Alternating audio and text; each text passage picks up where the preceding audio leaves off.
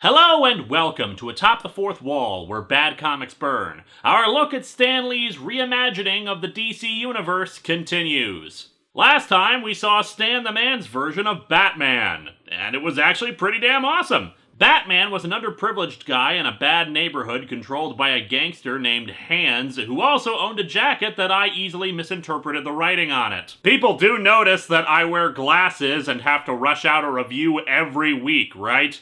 Although definitely more of a screw-up on my part is that the cover actually had Batman leaping off the H of the Hollywood sign. But then again, you'd only really know that if you knew the story took place in Los Angeles and Hollywood, which is not obvious from this cover. But whatever, that's just me being grumbly for no good reason. Anyway, the guy was sent to prison for a crime he didn't commit, but instead of joining the A-Team, he befriended a scientist and a bat, got out of prison, became a professional wrestler, and then killed a guy. It sounds dumber than it actually was, but hey, that's what happens when you oversimplify. In the meantime, let's dig into Just Imagine Stan Lee creating Wonder Woman.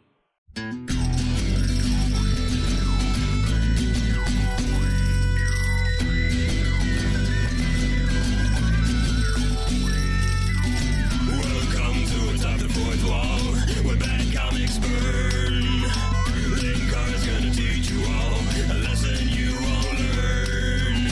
Brodsky, you're not the smartest. Life out, you're not an artist. Anyone who's had a bad comic published, it could be your turn. Linkara, he's a man, punch, wears a birdie hat. Linkara, he has a magic gun. Where'd he purchase that? Linkara, coins, robots, Amazon and trucks. Linkara, this comic sucks. Linkara.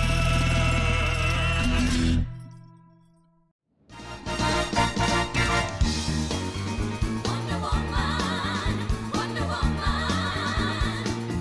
All the world's waiting for. The cover goes back to the style we saw on the Superman cover, with various bits of the interior panels depicted, and I'm not a fan of it. It seems a bit lazy, not only because it's reusing art, but also because a bunch of disjointed images don't really tell us anything about what's actually happening in the book. There's some kind of monster, and people are looking. Huzzah! Buy our book! Much more impressive is the Wonder Woman redesign. I love it personally. While with Wonder Woman I'm okay with pants or no pants, what irritates me is the color scheme that artists always try to give her, especially in more recent times when they try to give her a darker palette. She's the spirit of truth! It's in her damn name! Wonder Woman! She should look like a damn wonder, which is what we've got here. White and gold. Especially love the gold trim on the cape, too. Honestly, the only thing that bugs me about this is her stance. I think Escher Girls calls this a centaur pose, since her torso is jutting out the front of her while her hips and legs are pushed back.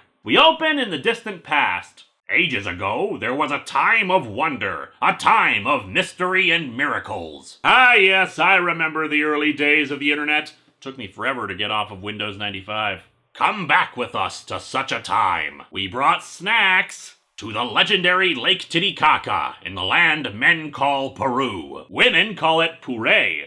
And on your right, you'll see Carl Sagan and Atomic Robo trying to contain a Lovecraftian monster. Anyway, we see the birth of an Incan god, Manco Capac, and the enchanted gold staff he wielded. He led the Incan people on a quest to create a new land, eventually founding the city of Cuzco, placing the golden staff in the ground as its foundation. Never had there been a place so wondrous, a place of beauty, peace, and plenty. But that was ages ago. Then urban sprawl ruined this whole neighborhood. And thus we cut to the modern day, where a woman named Maria Mendoza is expositing to herself about how the place has fallen into ruin. And even the ruins now suffer the final indignity, being featured in an Adam Sandler movie. Actually, it's that they're being destroyed by a rich guy who's searching for some kind of buried treasure within the ruins. Not that that makes any sense, since the actual ruins of Cuzco are a tourist attraction.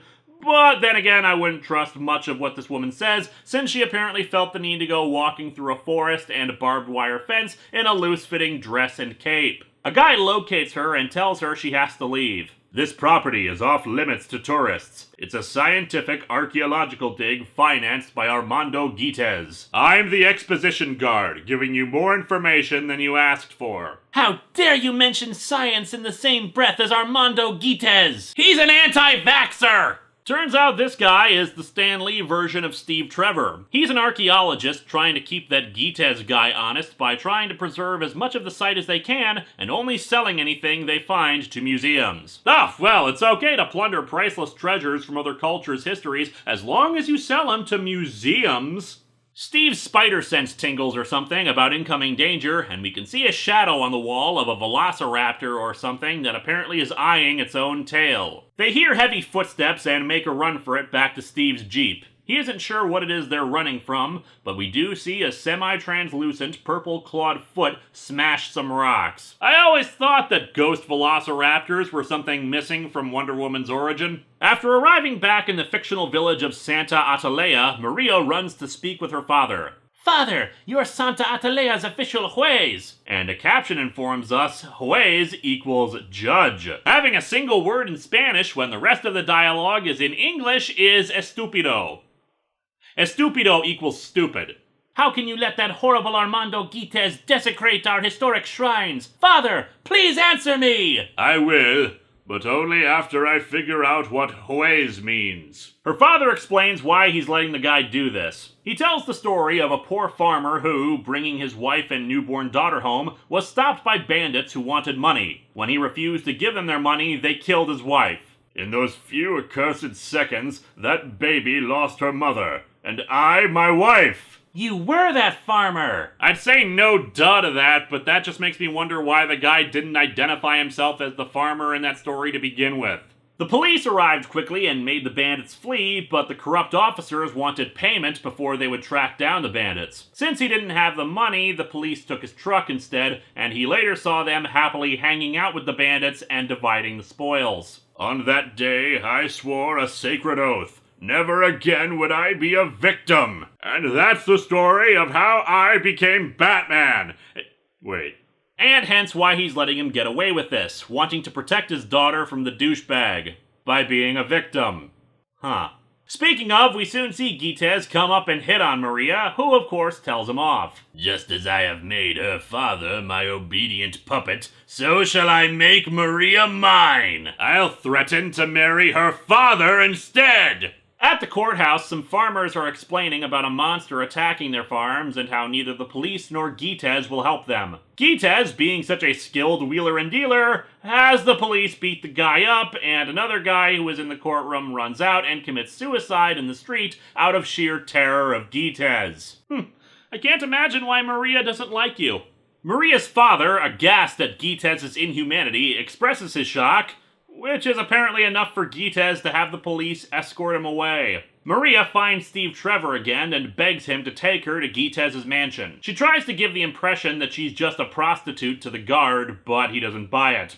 However, he lets them in when Steve flashes his ID badge. Despite the fact that Steve had already admitted he was working for Guitez, Maria is shocked by this and socks him across the face, thinking he's just another one of Guitez's goons. Wow, she sure ain't shy about expressing her feelings. But okay, I can take a hint. I'll give her her own space. I want to applaud him for being a gajillion times better than Guitez, but on the other hand, he is letting her run around completely unarmed inside of a scumbag's mansion where there are lots of armed guards who will probably shoot her on sight.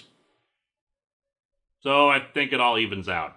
Speaking of King Douchebag, Guitez shoots another farmer in cold blood in front of Maria's father to try to get him to fall into line. Someone must stop you, Guitez! I'll go to the governor! He just shot a guy right in front of you! Why would you say that? Surprise! He kills the guy. Maria, witnessing this, runs down to her father. You arrived just in time to bid our juez a fond farewell. Say, Maria, did you know that juez equals judge? I just found out about that!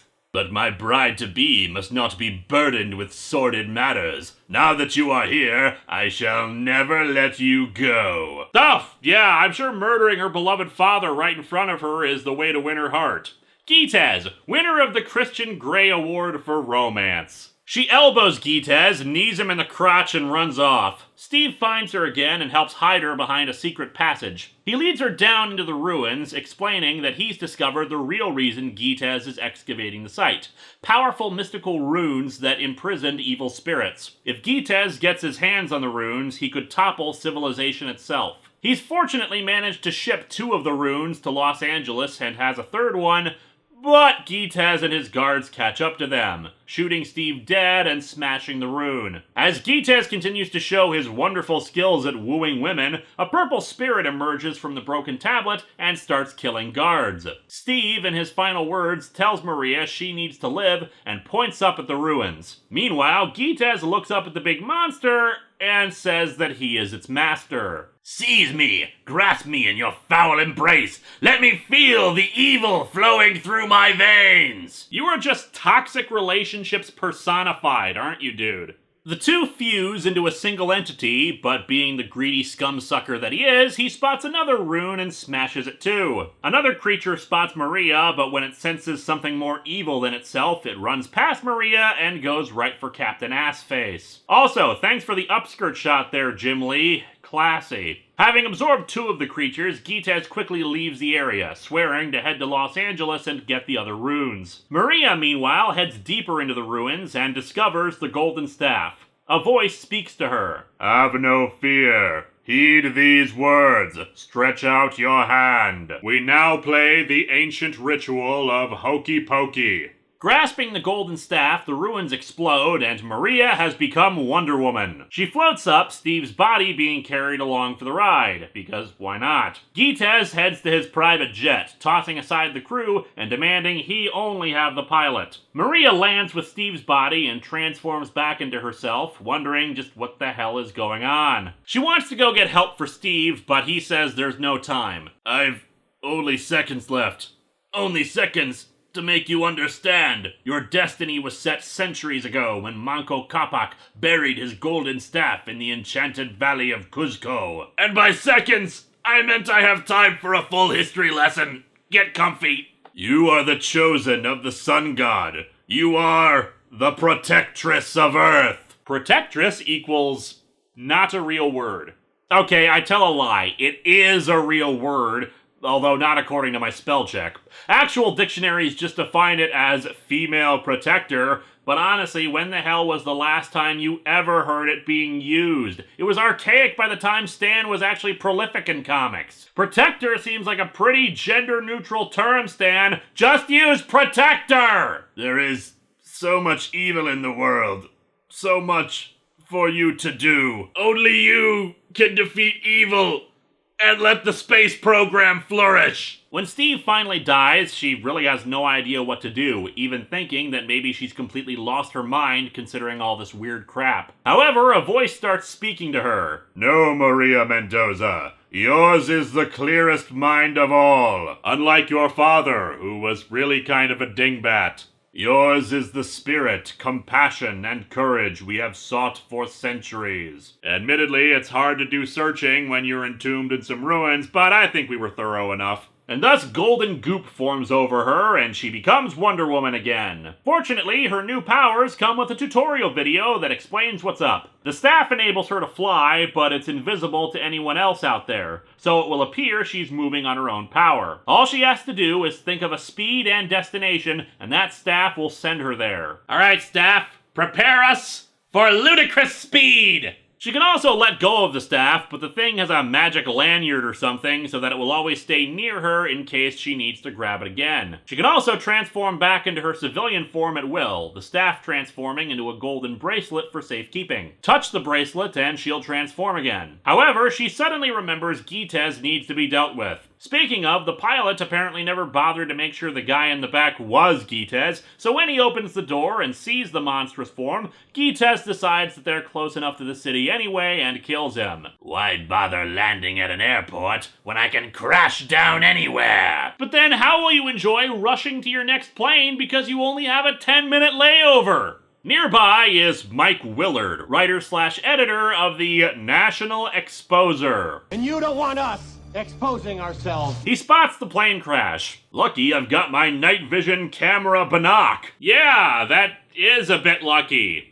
And a bit nonsensical, but whatever, comic books. Now, normally with this kind of thing, I'd wonder who the hell he was talking to since he's speaking out loud, but Jim Lee did bother to include other people on the road with him. Mind you, none of them talk, but hey, they probably can't afford to have any of the extras speaking. What the hell was he doing out near the Hollywood sign? Probably waiting for Batman to leap off of it. Wonder Woman flies in, promising to subdue the monster Mike spotted in the plane wreck. Gites runs into the city, right into the churchyard of, where else? The Church of Eternal Empowerment. The two begin to fight. No garishly costumed female can stop me. Now, if you were in a modest business suit, that would be different. During the battle, Maria utilizes her shield, which is a pretty kick-ass weapon. Basically, it's a small buckler that unleashes a bunch of whipcords that can spin around and deflect incoming projectiles. She can then coil them together and use it like a lasso. It feels as if I've done this many times before. Have there been other goddesses in ages past? Am I but another in a long and endless chain? Is my outfit a rental? She lifts Gites into the air with her, and she starts climbing the lasso up to her. But she actually wanted that. I wanted you to climb close enough for me to stomp your fiendish face! I have had enough of you!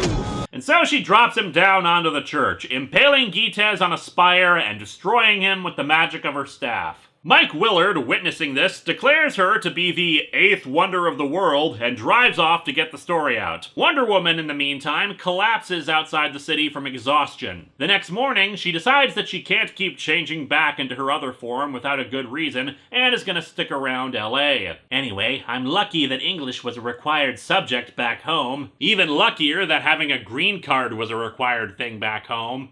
So, like, no other ties to your village, huh? Just your dead dad? Hell, I don't think you've even processed his death yet. Anyway, she comes across the National Exposure paper and heads to their offices. And just by sheer coinkydink, Mike Willard is looking for a personal assistant that she can apply for. What's more, all the other applicants were apparently terrible. She's gorgeous! Yes, and I hear there's a real shortage of attractive people in Los Angeles. People aren't buying the Wonder Woman story he told in the papers, so he needs to find proof of her existence. If you get a Pulitzer, what will Wonder Woman get? It's a shame, but she'll be hounded by the press for the rest of her life. She'll never have any privacy or a personal life of any sort. But hey, she should have thought of that before she became a real-life comic book superhero. It's her fault if the press harasses her and invades her privacy. Date me? I miss Steve Trevor. And so our comic ends with him declaring that they need to find Wendy, with Maria thinking she'll have to make sure she doesn't ever meet him in her other form. This comic is okay, but not that great. As a superheroine in her own right, I think this is a perfectly serviceable origin story. However, I think this may have strayed a bit too far away from Wonder Woman's actual origin. Sure, going with a different mythological source than Greek is probably a good way to approach it, but aside from the presence of Steve Trevor, who dies, you wouldn't be able to recognize this as Wonder Woman aside from her hairstyle. Jim Lee's artwork is really lackluster, sadly. It feels very by the numbers, without any big moments aside from the reveal of her outfit, which really already happened on the cover anyway. But yeah, as its own story, it's just fine. A few plot holes that we've come to expect from these books, but nothing too bad. However, there's nothing that feels all that great in the grand scheme of things. It's just a decent origin story. Next time, we close out Just Imagine Stan Lee creating the DC Universe month with The Fastest Woman Alive.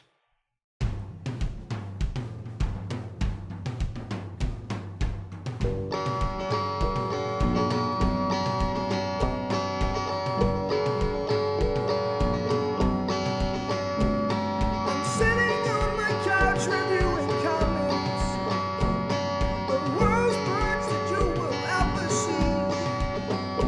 It's sad that comic books are for geeks.